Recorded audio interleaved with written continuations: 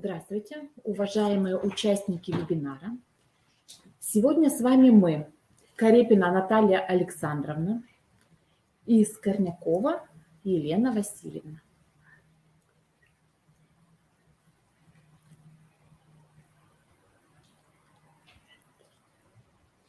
Тема нашего сегодняшнего вебинара – медицина.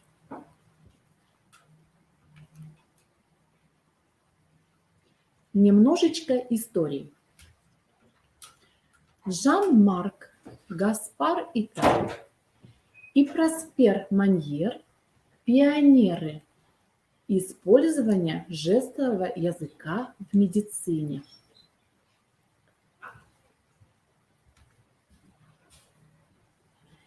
Впервые жестовый язык в разработке методической программы для общения с глухими пациентами использовали в Парижском институте глухих, ныне Парижский национальный институт глухих, в конце XVIII века.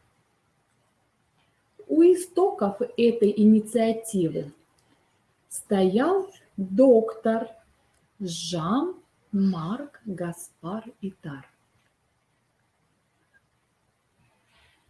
бывший военный хирург, ученик знаменитого врача Рене Лаенека, изобретателя стетоскопа. Жан-Марк Гаспар и сам был одним из главных новаторов того времени. В 1821 году он представил миру свое изобретение – Евстахиев катетер, который сейчас называется катетером Итара. Первый подробно описал синдром Туретта.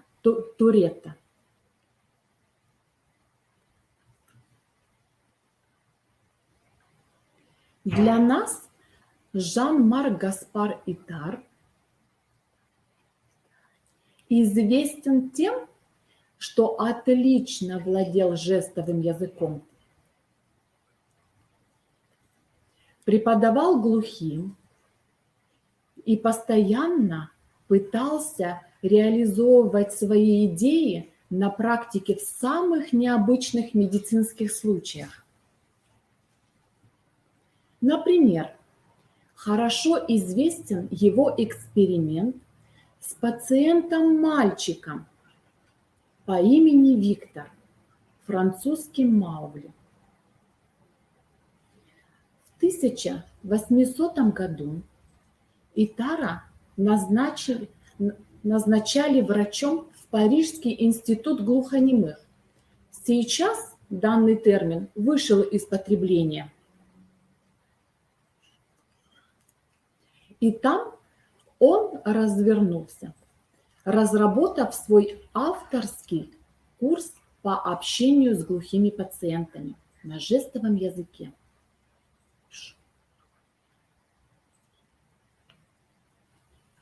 Которому обучал своих студентов.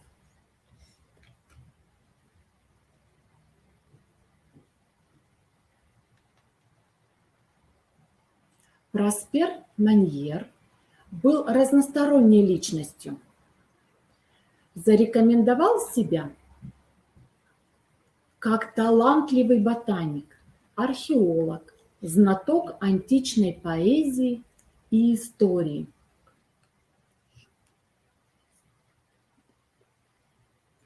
Но основной его страстью была врачебная деятельность. Хирургия уха. В отличие от своего предшественника и учителя Жана Итара, он не верил в то, что глухоту можно полностью устранить оперативным путем. и критиковал варварские эксперименты и исследования, которые в то время проводились над неслышащими людьми. Проспер Маньер был гуманистом, старался доносить до своих студентов идею о том, что глухих можно не исправлять, а давать им возможность развития на родном для них жестовом языке. Интересный факт. В свободное время Проспер ходил по улицам и вылавливал глухих. Напрашивался к ним домой, чтобы совершенствовать свой жестовый язык непосредственно в полевых условиях. Изучал их сленг и лексику.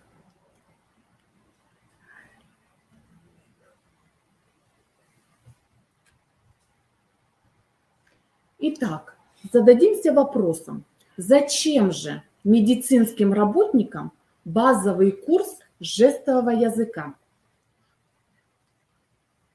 Во-первых, сможете оказывать помощь тем, кому не просто ее получить. Неслышащие пациенты, как и любые другие люди, имеют право на получение медицинской помощи.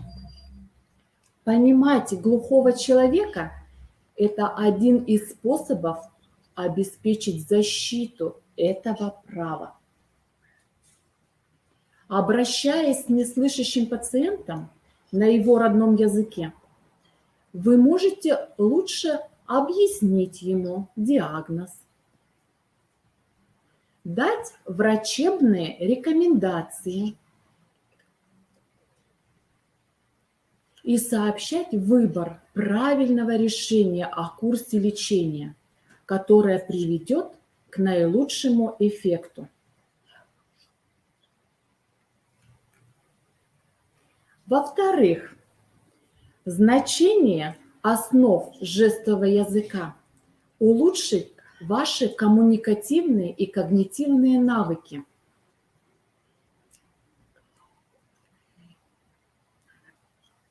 Умение понимать язык неслышащих людей поможет вам в налаживании контакта с пациентом.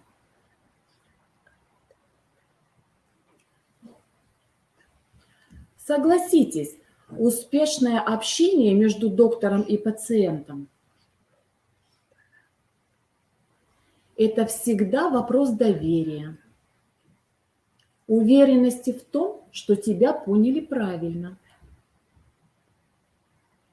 Некоторые люди из-за боязни быть неправильно понятым не договаривают подробности своего состояния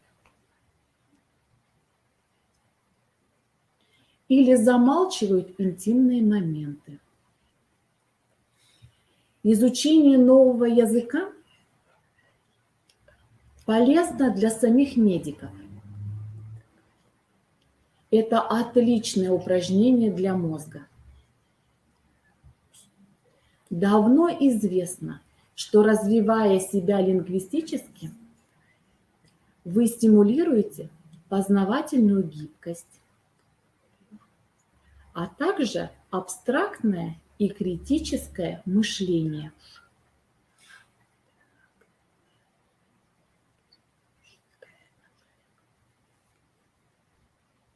В-третьих, знание жестового языка может дать старт карьерному росту.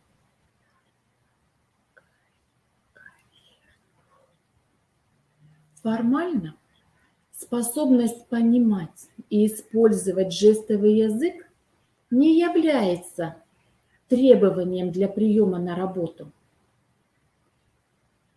или продвижения по службе. Но умение контактировать и проявлять гибкость в работе со всеми типами пациентов.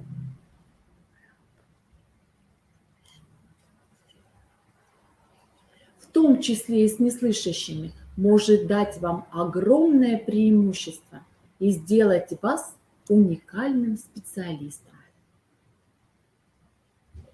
Профессионалов, знающих больше одного языка, ценят в любом деле. А сейчас немного практических занятий.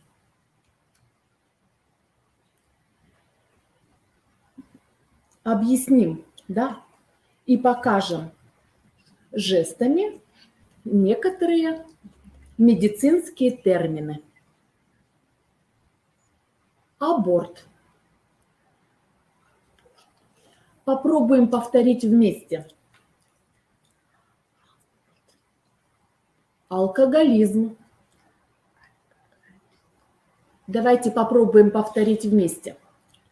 Алкоголизм. Аллергия.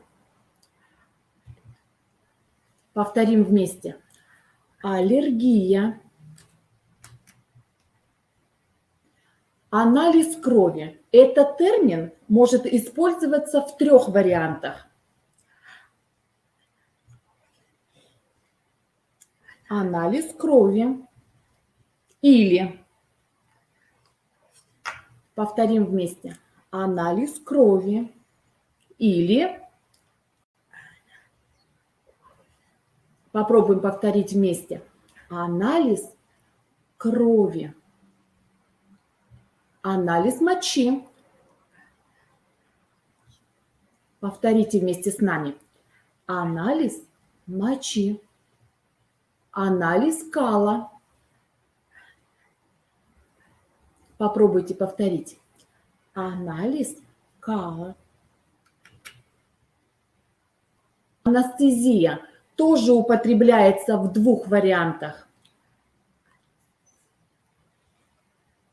Давайте повторим.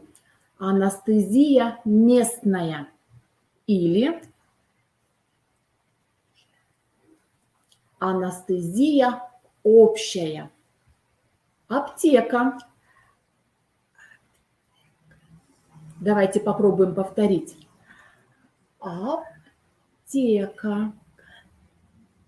Аудиограмма. Попробуем повторить вместе. Аудиограмма. Аутизм. Попробуем повторить вместе. Аутизм. Беременность. Попробуйте повторить. Беременность. Бинт. Повторим вместе. Бинт. Болеть. Повторите вместе с нами. Болеть. Боль. Повторите вместе. Боль. Но боль бывает разная. Боль ноющая. Давайте попробуем повторить. Боль ноющая. Боль тянущая. Попробуем вместе повторить. Боль тянущая. Больница. Давайте повторим вместе. Больница. Положить в больницу. Давайте повторим. Положить в больницу. Больной. Повторим вместе. Больной. ВИЧ. Повторим вместе. ВИЧ. Врач. Давайте вместе повторим. Врач. Воспаление. Давайте попробуем повторить. Воспаление легких. Давайте повторим. Воспаление легких. Насморк. Повторим вместе. Насморк. Гинеколог. Давайте попробуем повторить. Гинеколог. Гипертония. Попробуем повторить. Гипертония. Глисты. Попробуйте повторить вместе с нами. Глисты. Глухой. Попробуем повторить. Глухой. Глухота тоже используется в двух вариантах. Давайте попробуем повторить. Глухота. И второй вариант. Глухота. На этом мы заканчиваем нашу сегодняшнюю практику. Если вас заинтересовала информация, записывайтесь на курс. Успехов вам в изучении жестового языка. До следующих встреч. Благодарим вас за внимание и будьте здоровы!